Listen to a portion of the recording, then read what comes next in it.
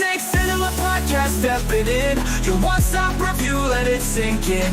Hip-hop vibes, we break it down. Laughs and insights all around.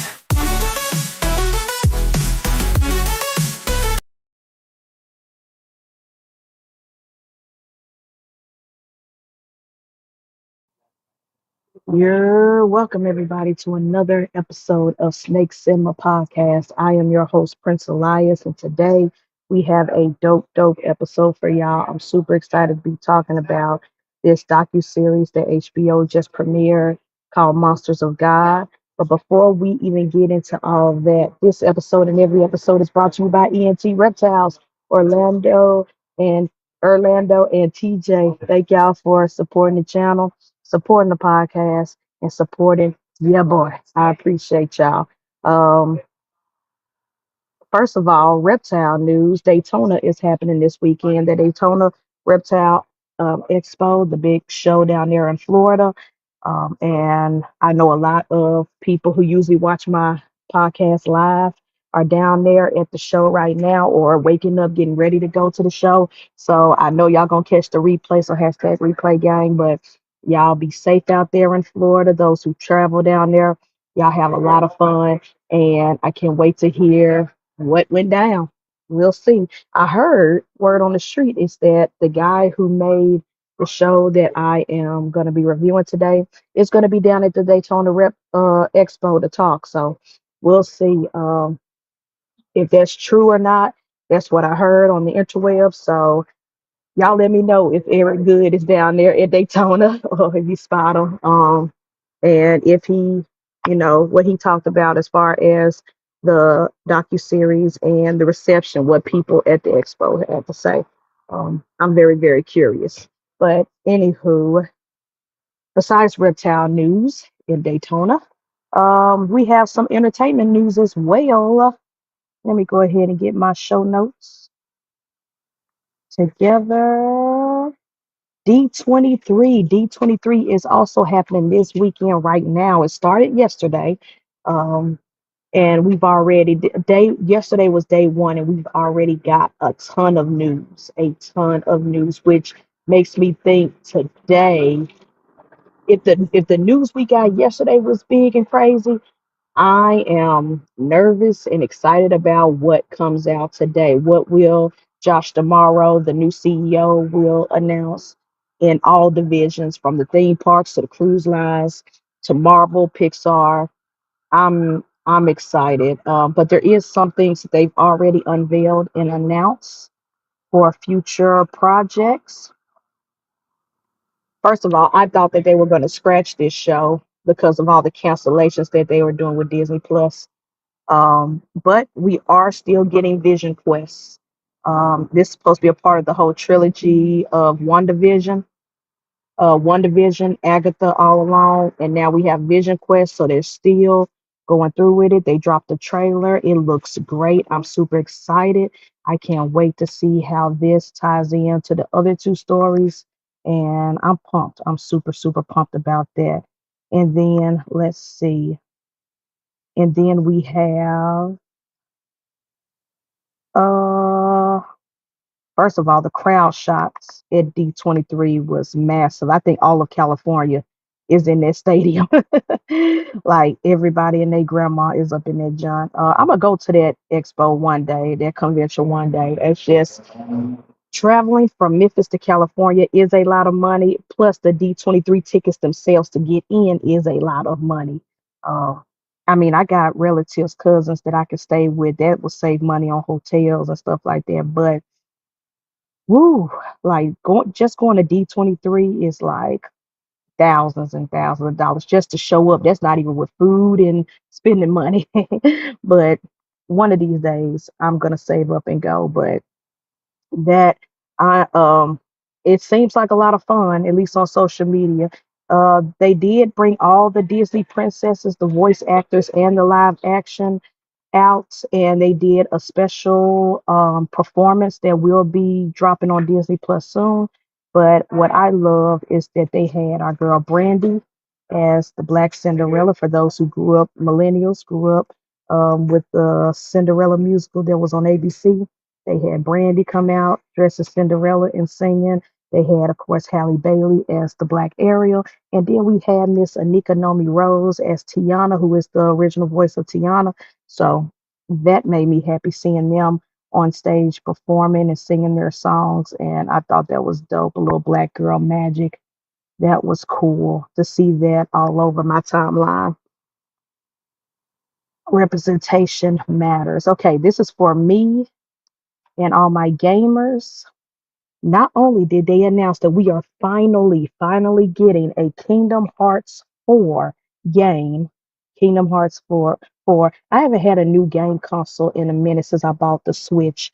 If Kingdom Hearts doesn't come out on the Switch, I might have to get the PC version, or I might have to just go ahead and buy the PS4. I don't know what all consoles going to get it, but I'm excited about Kingdom Hearts 4 game.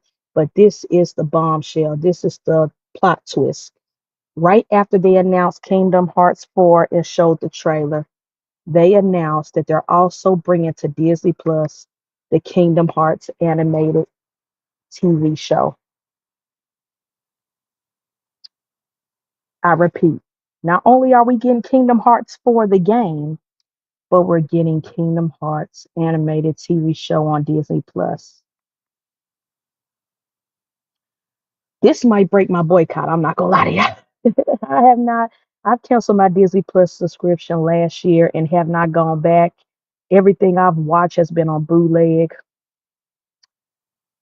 unless the Jack Sparrow websites that I frequent drops this. I might have to shell out that $8.99 a month to watch this when it premieres. I don't know, but man, that took me out when I woke up and saw that news because I went to sleep. I wasn't staying up watching the whole live stream because there were a lot of YouTubers live streaming the entire event and telling us, showing us all the announcements.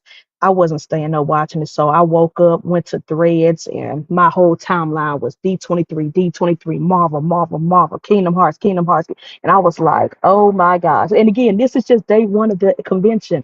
We still got today and tomorrow of news that they're going to drop. So who knows what other surprises we're getting from this fucking company that irks my nerves, but I love so much at the same time. Oh God. Oh, I can't believe it. But that's not all the big news. They finally announced X-Men because the MCU is finally, after years and years and years, giving us X-Men. And what I thought and suspected was true. They're going for a brand new, younger cast. So, 9 times out of 10, during Doomsday, all our OGs that they're bringing back are either going to die or go off into another pasture, or they're going to open up yet another universe for this new crop of X-Men characters. So, they are going young, but I'm actually excited about the casting that they announced. First, let's do from least to greatest that I'm excited about. First, we have Kid Connor as Cyclops. I'm super excited about him. I like him. He's a great young actor. Then we have Christopher Abbott cast as Professor X. And then, of course, if you've watched my Obsession review or anybody's Obsession review, if you've seen the horror film Obsession that has pretty much taken Hollywood by storm this year, our girl, I'm probably going to butcher her last name, but Indy Navarrete or not Navarrete is cast as Rogue.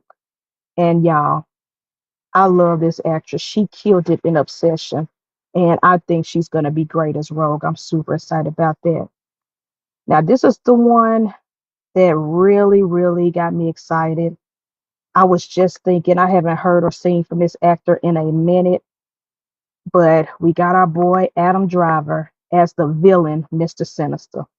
I'm super excited about that. I love Adam Driver. He's one of them ones. He's kind of like Robert Pattinson, where he can blend in into any character, any story. He can be in indie films, he can be in blockbuster films, he can do it all. And I loved him as Kylo Ren in the Star Wars movies. I love him in everything. I've seen him in so many different films. And I'm super excited that he is the big bad guy in this new X-Men project. And last but not least, the most important news, at least for me, is that we finally got our Storm. We have Maya Boyd as Storm now. I know that she's a theater actor. She sings. She sings beautifully. She got a beautiful voice, but she has been cast as our new Storm, and so that is the biggest news for me. I'm super excited, super pumped about this announcement. I cared about who was playing Storm more than anything else. So yeah, the X-Men, I told y'all, out of all the comic books, X-Men was my shit. That was the stuff that I actually bought as a kid growing up. Those comics, I don't play about X-Men. Those are my favorite heroes ever. And so I'm super excited about that shit. I'm so pumped. So yeah, yeah. And again, this was only day one of announcements. Disney, y'all really killing me. I'm trying to stay on this boycott, which I probably still am because capitalism. I don't need to keep making y'all rich, but whew, y'all making it hard. Y'all making this shit hard to do. But I'm holding on strong. As long as the good pirates continue to do what they do, I'm good. I'm good. Okay. Let's see. So that's it. And then all the rest of the news that's happening, the stuff that's dropping today and tomorrow, I will bring to y'all next week's episode during the news of the week segment. All right, let's see who's in the chizzy chest this morning. Again, I know a lot of my um OGs, a lot of people who are always live in the morning are at Daytona Reptile Expo right now. And so I know they're gonna watch this podcast later, but let's see. Of course, we got our sponsors, ENT, Orlando, and TJ. Thank y'all for tapping in. And we got Dickies. Thanks for tapping in. Appreciate you. Y'all, I'm super excited. I'm always ripping ENT, the sponsors of this channel and this podcast.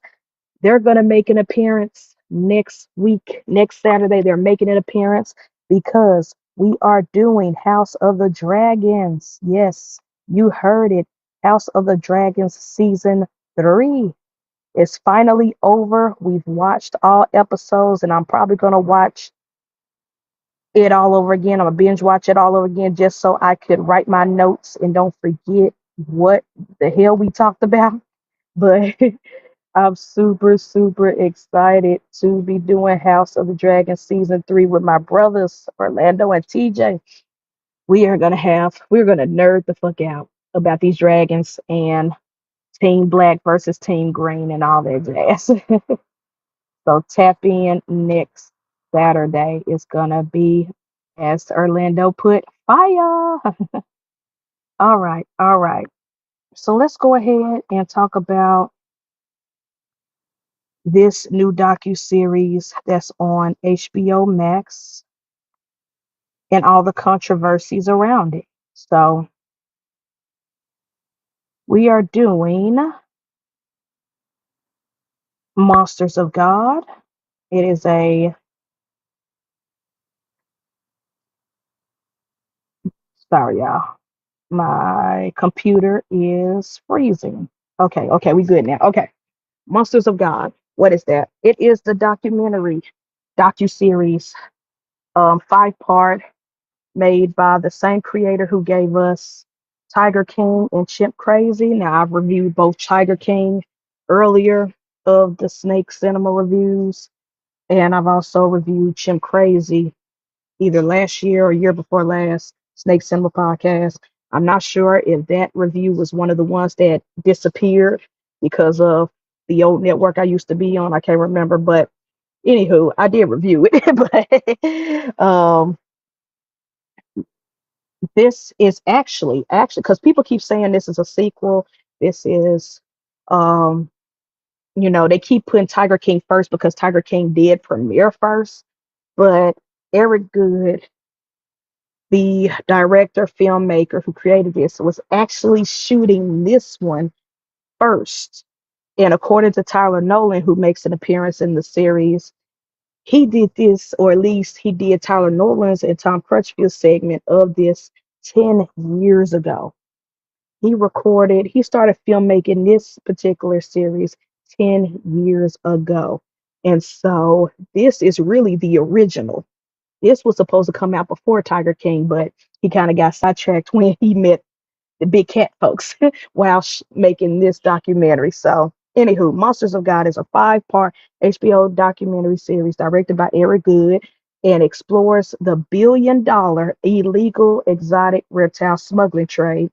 And it traces the dark underworld of the wildlife trafficking from the 1960s through the 1990s.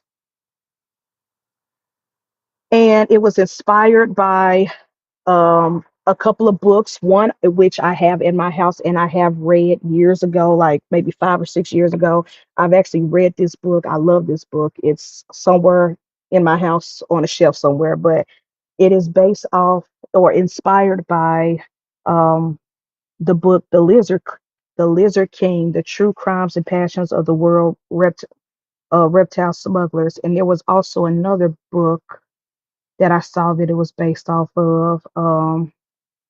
Shoot. I want to get it right.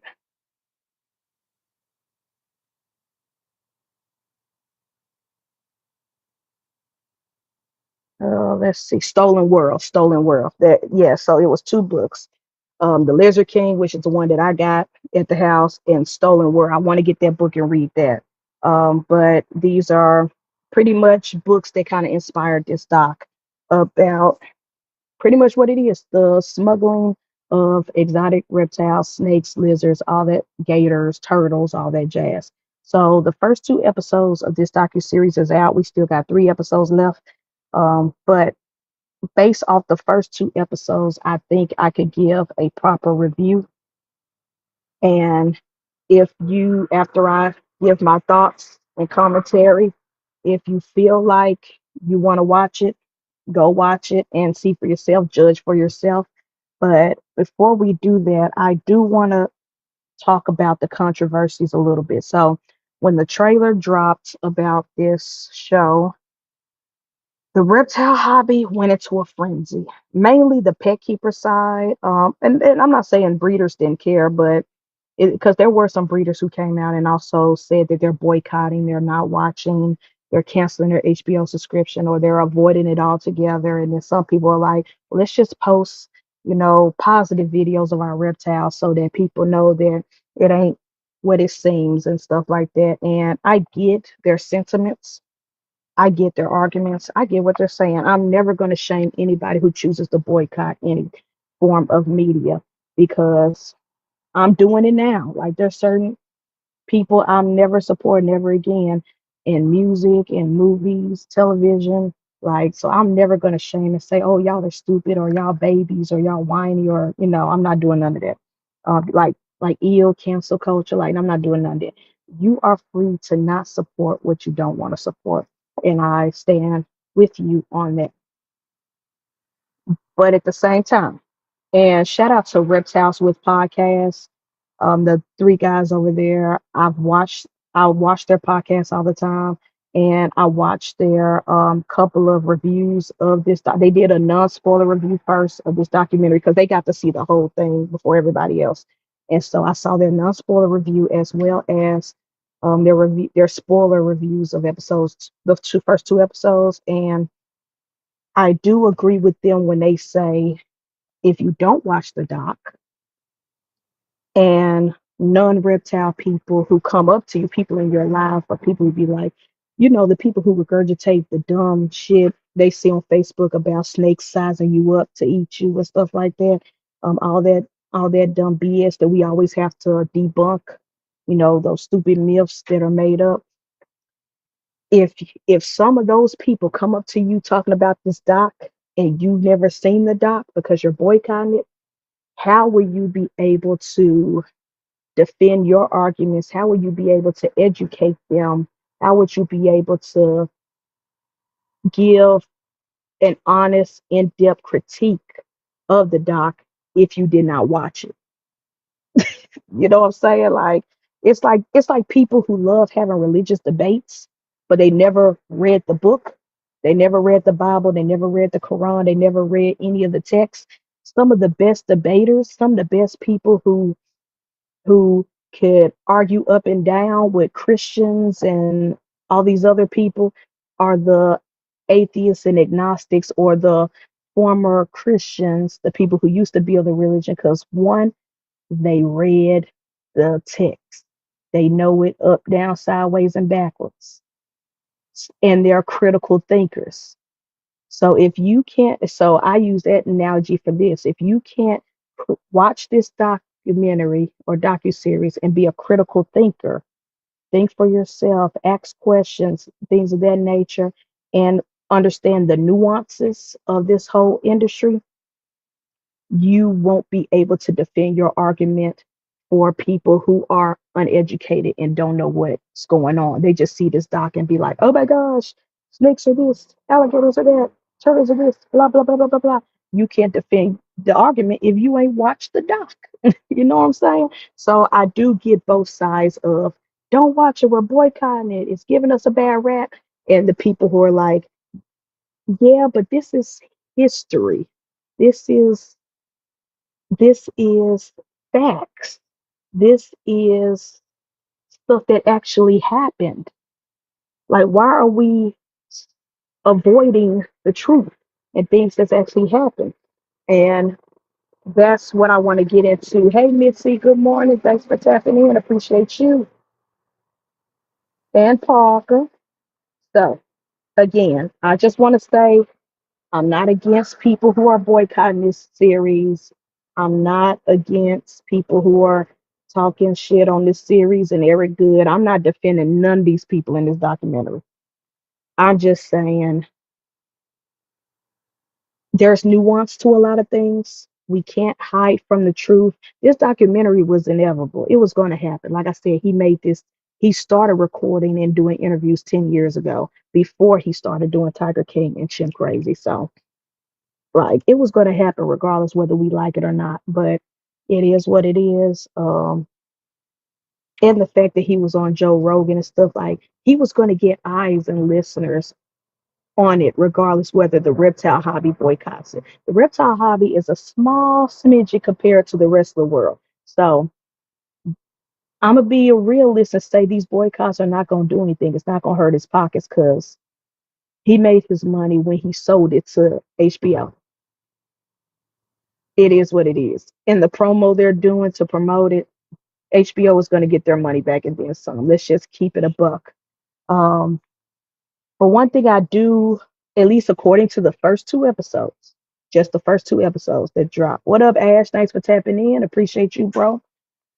Based off the first two episodes, I will give credit where credit is due. At least at least Tom Crutchfield and what's the other guy? Mark or Matt? Let me pull up my cast list. The main two guys that they're following in the first two episodes, at least they admit that they're bad guys. At least they admit they're assholes. At least they admit and they were open about, yeah, we had to kill some animals, or yeah, we were responsible to a lot of deaths and stuff like that. Like, they did not try to gaslight us. They didn't try to sugarcoat. They didn't try to make no excuses. They admitted that they were greedy, that they had egos, and so um I admire people who are real about they shit. They know they shit stinks and they not gonna sit here and pretend like they were the victims in any of this stuff. Even when they got locked up and went to jail. Like, they were like, yeah, I did the shit. We did some illegal shit. We smuggled some animals. We did this, we did it. We backstabbed each other in the back. We betrayed each other. They admitted, like Eric Good asked Tom Crutchfield like something about, do you think that there's some villains in this story? And Tom said, I think I'm the biggest one. Like, he admitted it. Like, I think I'm the biggest villain. And I was like, hey, I can't be mad at it. I like the people who are honest with themselves and not try to deny anything. Also, the first episode lets you know that the zoos are complicit. Y'all sit here talking about, let's boycott this, let's boycott that, let's boycott this series. Are you gonna boycott the Bronx Zoo? Are you going to boycott San Diego Zoo? Are you going to boycott any of these accredited establishments because they also contribute and bought smuggled animals? They also helped with the animal smuggling, like getting these rare animals in by any means necessary because, like they admitted in the doc, the zoos got to make money.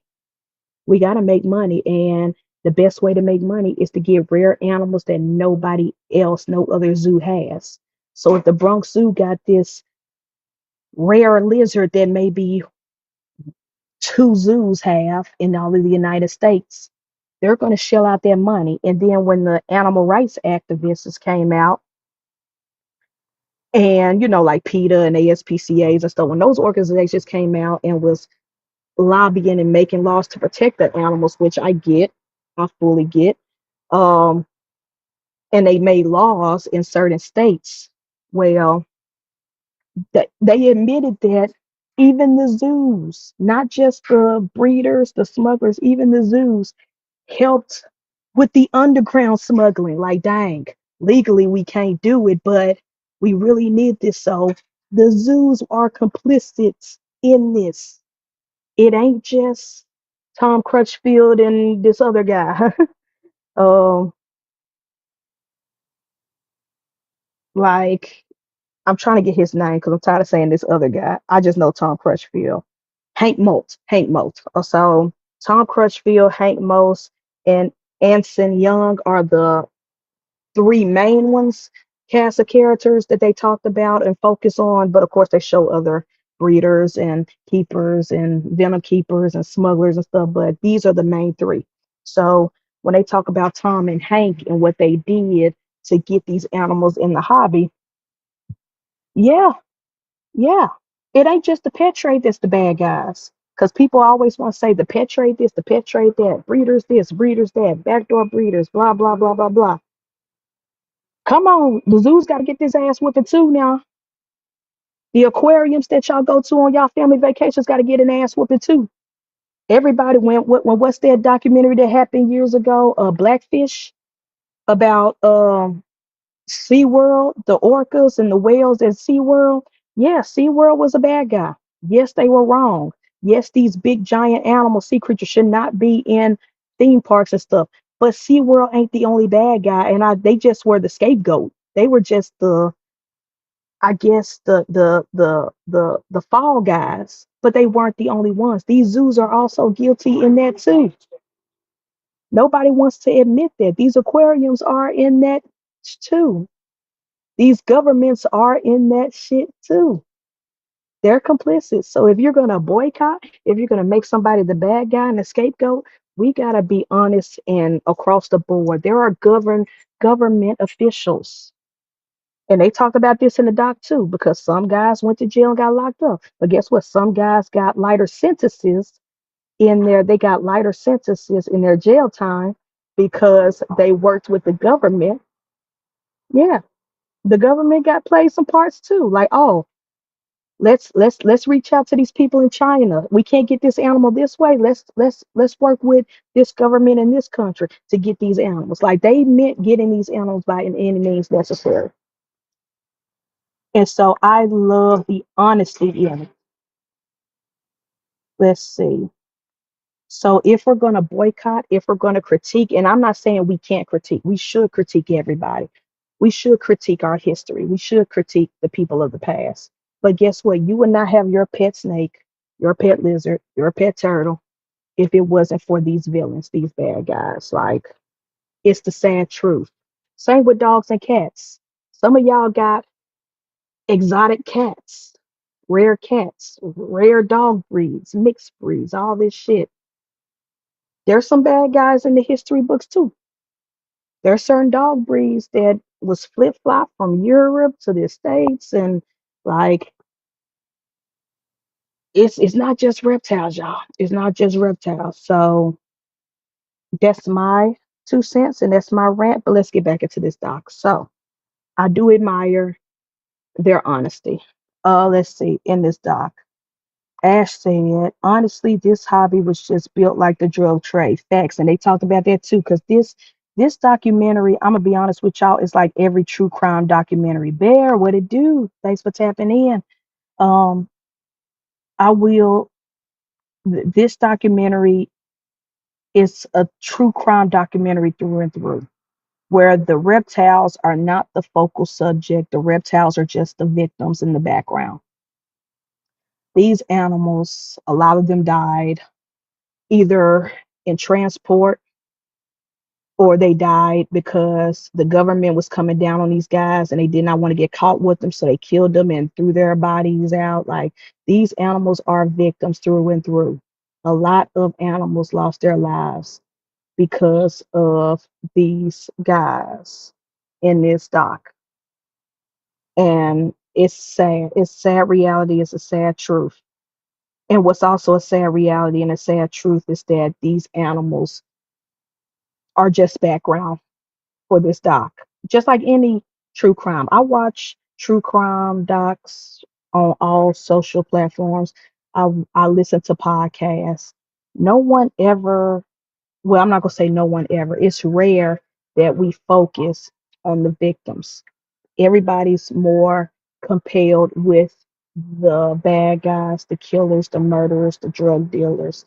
Nobody talks about um the victims of serial killers. They like talking about the serial killers and their backgrounds and how they started and how they did what they did and how they got away with certain crimes and when they got caught. Like the victims are just in the back. Nobody cares. Nobody thinks about. And the reptiles is the same way.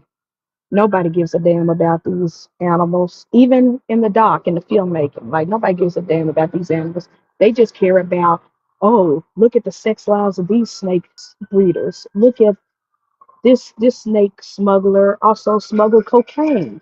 Oh, this person tried to put a hit out on somebody, get somebody killed. Oh, this person might have actually killed his first wife. Like they don't care. Like this person might have murdered his wife and got away with it. Like all they care about is the story of the victors and not the victims, like any true crime doc through and through. So if you can sit there and watch a true crime doc or listen to a true crime doc of serial killers, murderers, rapists, drug dealers, this one's no different. The only thing is the victims are animals instead of humans. And again, it's just a sad reality that we have to just come to terms with. So I do like I will say Eric Good. I better say Eric Dude. Eric Good, as far as filmmaking goes, cinematography out the wazoo, the animals that they do display, the animals that are alive, that these breeders and smugglers have in their collection, they are beautiful. The shots of the guy handling the king cobra. Now, whether you agree with him free handling or not, hey, I am of the opinion that if a person wants to play with their life like that, then let's just let God deal with that. And if they die, they die.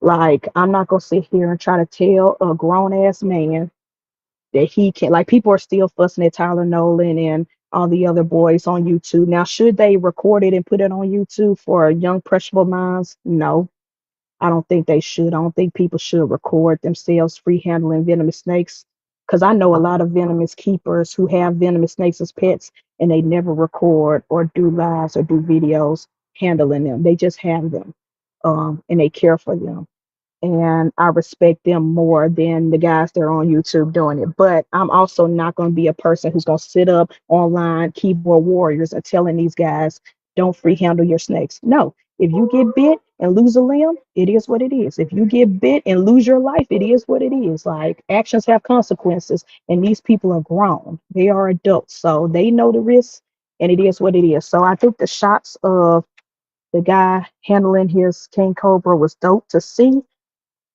and he's still alive to this day. So it is what it is. He knows that animal. He knows how to handle that animal. Whatever. Uh, but like I said, cinematography. The doc is beautiful to watch. It's beautiful to see. Um, Eric Good is a good filmmaker, and Eric Good is good at mixing in facts, historical notes, pictures, footages, stuff like that, as well as sprinkling in the sensational, stupid shit. for entertainment purposes. Because if you're going to make a series like this, you have to keep people entertained. You can't have a dull, boring episode where people will skip over or fall asleep in. So I get why he showcased certain people, certain cast of characters, like the woman with the weird dildo on the screen, or the guy who was like,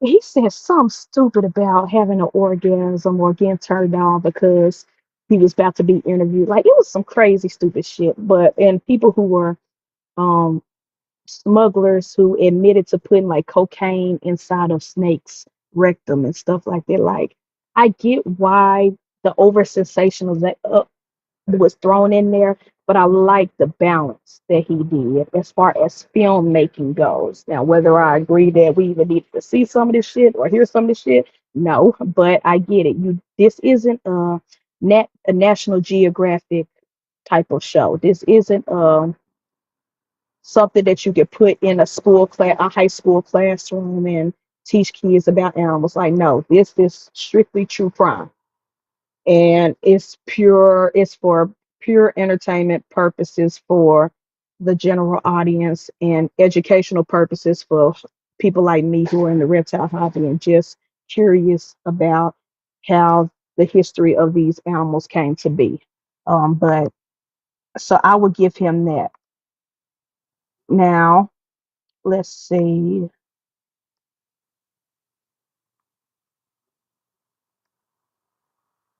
Bear said people pick and choose which bad parts of history they want to care about. Facts. Facts. It is a lot of I'm not gonna say fake outrage. I'm not gonna tell somebody their anger is fake, but it is selective. It is very much selective. Yeah, we pick and choose like a motherfucker. I know I do as a uh yep, yep. Facts. Let's see. What up, Tommy? Thanks for tapping in. Hope you're having fun down there in Daytona with everybody. Also, word on the street is that Eric Good is supposed to be in Daytona speaking. So, y'all, if y'all see him, take some pictures, whatever, talk to him, chop it up. If you don't like this documentary, let him know. Because I think filmmakers of all genres should be able to be critiqued and should be able to be critiqued openly. So, don't be afraid to say, hey, I have some critiques on this. I'm pretty sure he will respect it. Like, this is what I don't agree with. This is what I do agree with. Like, if I was to run into Eric Good, I would actually talk to him from a filmmaking perspective because I love film and history and stuff, but I will also talk to him from a reptile perspective, hobby perspective. As I said, if he dies, he dies. Facts. That's how I am with venomous keepers. I'm never gonna tell a venomous keeper what they can and can't do with their animals, but I'm also not gonna be shocked if they lose a finger, lose a toe, or lose their life. I said a lot of people have died throughout history for educational purposes. You ain't lying. You ain't lying. Once this pod is over, I'm gonna try to hand it, actually record a video for the channel. Wish me luck. Good luck. Good luck. Which lizard are you gonna try to do with? I can't wait because you do need to show off those animals more. And I think YouTube, I think Bear is one of those people. Not only does he got some dope animals, some dope lizards, but I think you should put content on YouTube because we need it. We don't have that much lizard content, especially with some of the stuff you got, like the green, like the leaf tail. I say green. I about to say green leaf, the leaf tail geckos and stuff like that. So yeah, we need some content. Let's see. So episodes one was mainly introduction episode, introducing you to the characters of Tom Crutchfield and Hate Moat. You hear from them. You hear from ex-wives. You hear from ex-business partners. You hear from a multitude of people. Um, and then episode two, we get into the nitty gritty of some of the stuff they did, stabbing each other in the back, sneaking animals into countries, breaking some laws, getting locked up, doing time. Shit like that. And you also get introduced to some other cast of characters like the boy Mario, who has a zoo. Everybody knows Mario. The I want to say he's Cuban. If I'm wrong, apologize, but I want to say he's Cuban. He's out there in Miami. He has his own private zoo where he do tours and stuff. Where he have like big cats, he have reptiles, stuff like that. He is one of them ones who also not afraid to tell the truth about his past, not afraid to say what he's done as far as his contribution to the hobby. And there's also a slight chance that he probably have killed his first wife. We don't know. We don't know. But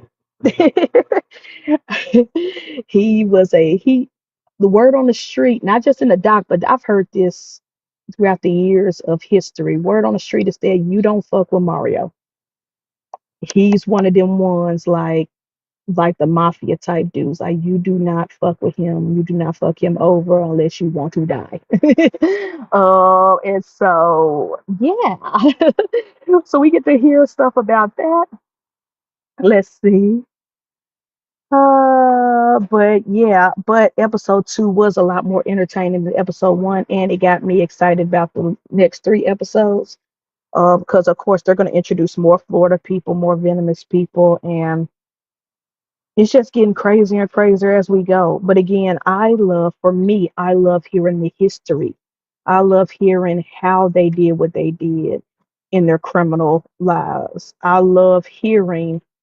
don't love that it happened, but I love hearing and being affirmed that, yeah, the government did some bullshit in this. They were a part of this. The zoos were a part of this. A lot of people, even some people who claim to be animal rights activists, quote unquote, yeah, there's a lot of bad guys in here from all different walks, all different sections, all different. There's a web, not a family tree, but a web of different people who really mainly was doing all this shit for profit. Let's see. As said,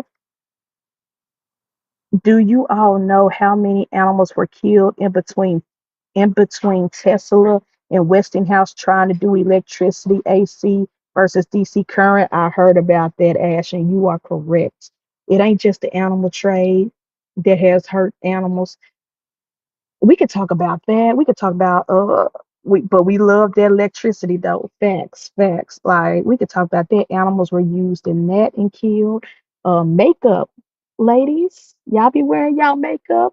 Guess who gets tested with that shit to know whether it works or not? Animals.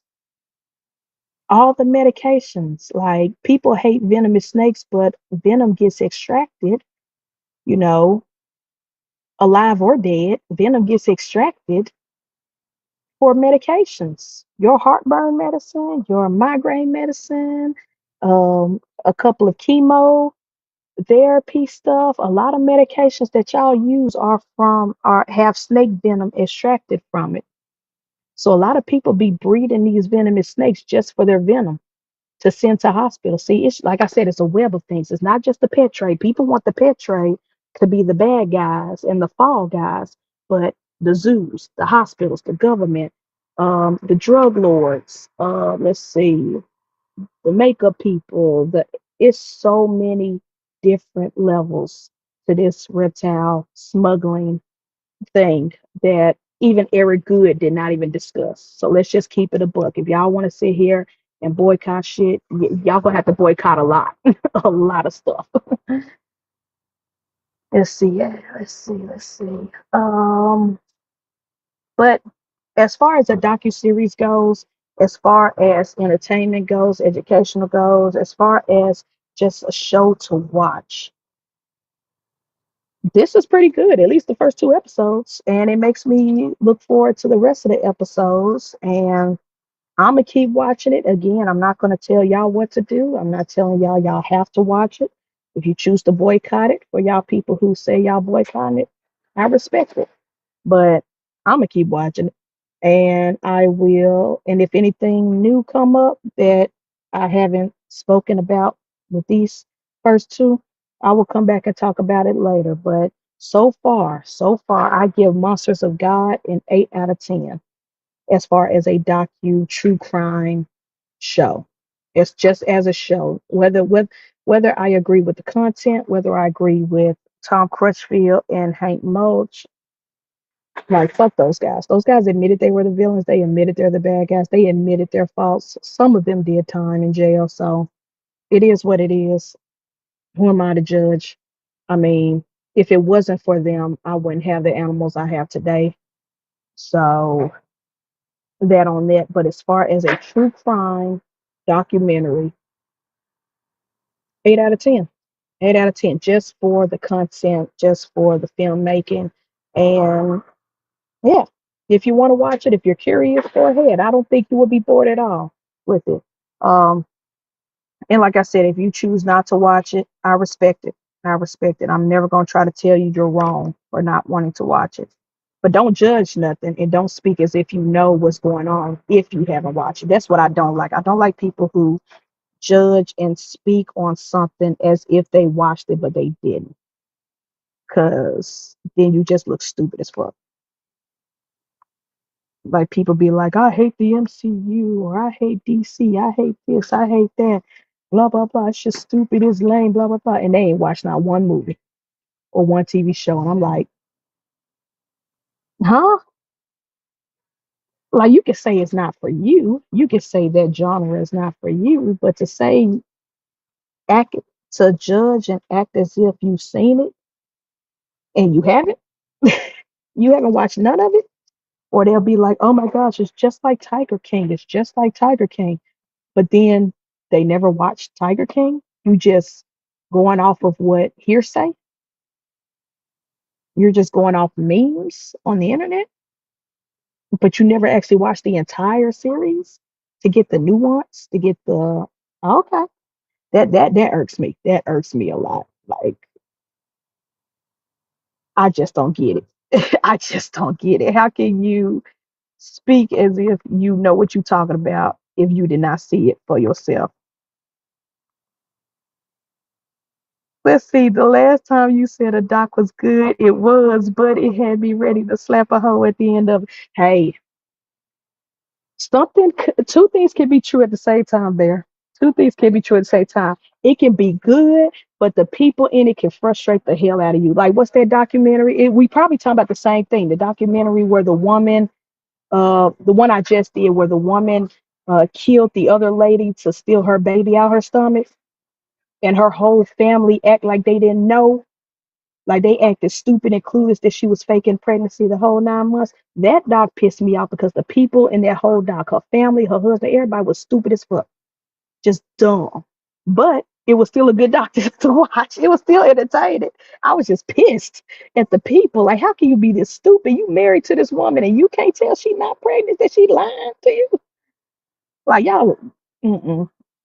I think that was the same one, but yeah, yeah. It happens a lot. I can watch a documentary and be like, that was good, but these people piss me the fuck off. That's right, Elias. We judge after. Exactly. Let me get all the information before I judge. I'm the type of person I want to get all the information and then come to the conclusion. But if I'm just getting snippets piece by piece, or I'm just seeing a trailer and I'm like, oh, this is bad, this is horrible, based off a trailer, the trailer was to get you hooked to watch it. There's a lot of editing, there's a lot of things cut out. You have to watch the whole thing, not a 10-second clip. Yes, that one. See, see, that's the one. It was a good doc. It was just the people in it was stupid, stupid, just dumb. That husband pissed me off the most out of everybody. So yeah, like I said, 8 out of 10 for Monsters of God. Watch it if you want. Don't watch it if you don't want. But I just gave you my notes, and what I thought of it, and it is what it is. So that is it for today's episode. This is a short episode because I got shit to do. I got to clean snakes. I got to go meet my rat person to get rats to feed the snakes tonight. It's just a lot. Uh, Shut up, Ash. That is not my uncle. Leave me alone. Inside joke, people. Inside joke. For those who don't know, shut up, Ash. That is not my uncle, and I do not sound like him. Anyways, I love y'all. Thank y'all for tapping into another episode of Snake Cinema Podcast. Everybody at Daytona, hope y'all have fun. Hope y'all be safe. Hope y'all don't set the grill on fire at your Airbnb like y'all did last year. If you know, you know. And if you're vending or selling snakes, hope you do some good business. Good luck out there. And safe travels back home. And yeah, next week we're doing House of the Dragon season 3. We'll have our special guests Orlando and TJ live on the screen with us to help review it. And of course, the Shenanigans podcast every Thursday night at 6:30 Central Time with me, Candy, Maki, Bear, and occasionally Father Don when he feel like it. We gonna keep teasing Father Don about that. But yeah, y'all have a great time. I love y'all. I appreciate y'all. Thank y'all for another great episode of Steak Cinema Podcast. And we are out. I'll check with y'all next Saturday. Peace.